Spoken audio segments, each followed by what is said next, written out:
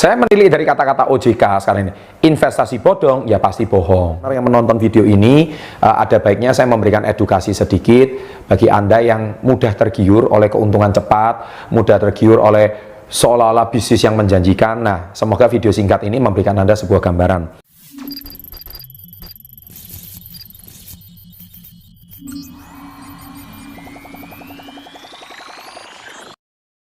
Nah, ada 3 tips yang supaya Anda tidak mudah tertipu. Yang pertama adalah cara kerja yang ditawarkan adalah selalu menonjolkan uang, menonjolkan profit, ya. Dan itu tidak menonjolkan produk yang diutamakan. Nah, itu biasanya ciri-cirinya skema Ponzi. Jadi dia bilang kalau Anda mencari 2 orang sekian, Anda profitnya sekian, uang yang Anda akan dapat sekian. Kemudian kalau Anda berhasil mencari 2 lagi, sekian, Anda akan dapat uang sekian. Nah, intinya dari isi presentasinya, itu semua menghasilkan uang. Nanti kalau Anda dapat sekian, Anda akan mendapatkan reward ini, Anda akan mendapat reward ini. Yang selalu diceritakan uang, reward. Tidak salah sih, kalau menceritakan proposal bisnis tidak salah. Tapi kembali lagi pada basicnya bisnis. Bisnis itu apa? Bisnis itu ada produk yang diperjualbelikan.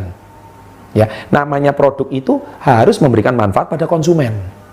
Kalau konsumen tidak merasakan manfaat produk, maka konsumen itu tidak akan lagi memakai produk tersebut. Kalau konsumen tidak memakai produk tersebut, maka omset dari perusahaan itu akan turun. Anda harus menjaring konsumen yang baru.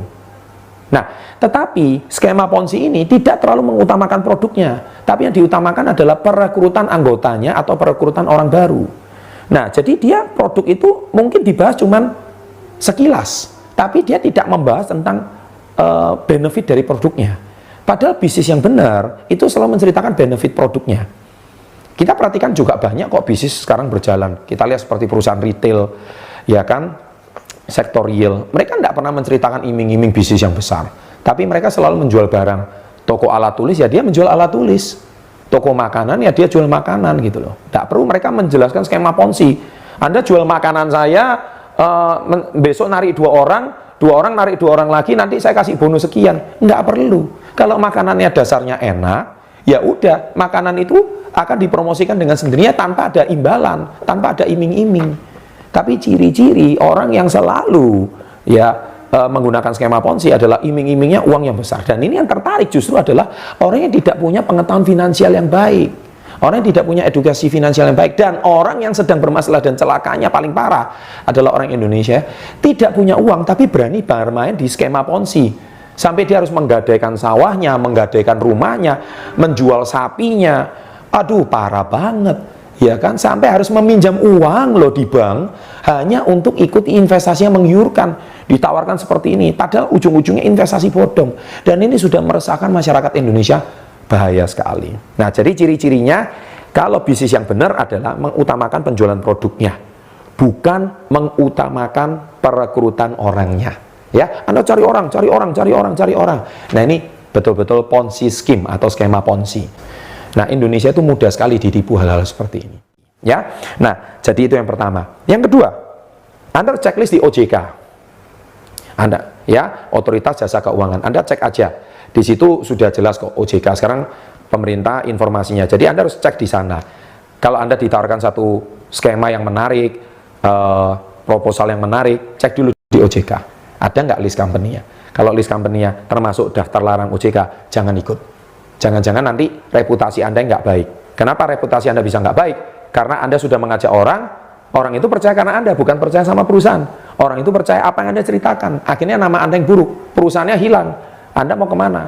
Akhirnya bodong lagi. Ketika bodong, bohong. Hubungan Anda sama teman jadi nggak baik. Hubungan Anda sama teman jadi rusak. Iya kan? Dan ngapain harus seperti ini? Padahal Anda mungkin berteman sejak SD. Rusak cuman gara-gara masalah seperti kayak gini. Nah, ini masyarakat Indonesia harus tahu. Semoga di channel ini Anda semakin teredukasi. Nah, poin yang ketiga adalah kalau Anda ditawarkan perusahaan, ya, Anda juga harus cek reputasi perusahaan dan pemimpinnya. Mungkin juga yang paling kena imbasnya adalah bisnis multi level marketing atau MLM. Ya, padahal MLM di Indonesia sudah ada asosiasi resminya, yaitu APLI, ya, APLI. Ya, nah, APLI ini Anda bisa cek perusahaan itu terdaftar di APLI enggak. Yang paling sering kena imbasnya adalah perusahaan MLM, ya, atau mungkin juga yang sering terkena imbasnya adalah beberapa industri yang menawarkan jasa keuangan. Nah, atau mungkin juga yang industri yang hari ini di bursa efek saham, mungkin juga kena imbasnya. Jadi mereka nggak ngerti apa itu saham, ya toh, apa itu industri keuangan, apa itu MLM. Indonesia ini masih rancu, padahal tiga-tiga ini jelas industri yang sangat berbeda. Dan akhirnya disapu rata sama ponzi lagi. Dan akhirnya masyarakat yang kena ponzi, akhirnya menyamaratakan tiga jenis industri. Nah, itu sangat tidak bijak. Padahal tiga jenis industri ini berbeda. Industri finansial di Indonesia sudah ada asosiasinya sendiri, sudah resmi dari pemerintah.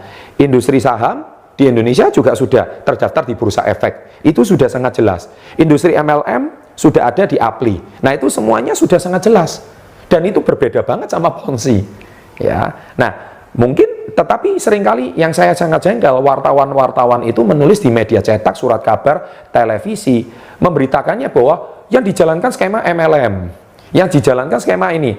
Akhirnya nanti masyarakat menilai dari tiga jenis industri ini terkena imbasnya gara-gara informasi yang pemberitaan yang salah tentang penulisan yang salah di media cetak oleh wartawan yang kurang informasi juga tentang apa itu skema money game atau ponzi. Nah, semoga dengan channel ini saya bisa berbagi supaya industri yang baik, industri yang menjual produk dengan benar, memberikan keuntungan kepada distributornya atau agennya dari hasil keuntungan penjualan produknya, bukan dari perekrutan anggota, itu tidak kena imbasnya. Bahwa industri itu sangatlah baik, ya. Semoga dengan saya berbagi informasi ini, Anda semakin teredukasi, semakin mendapatkan informasi yang benar, dan tidak mudah tertipu, tidak mudah tergiur, ya. Semua ceklah, tadi saya sudah berikan beberapa poin-poin yang sangat penting supaya Anda sangat paham dan sangat tahu. Semoga informasi ini bermanfaat dan bisa memberikan edukasi yang lebih positif kepada Anda.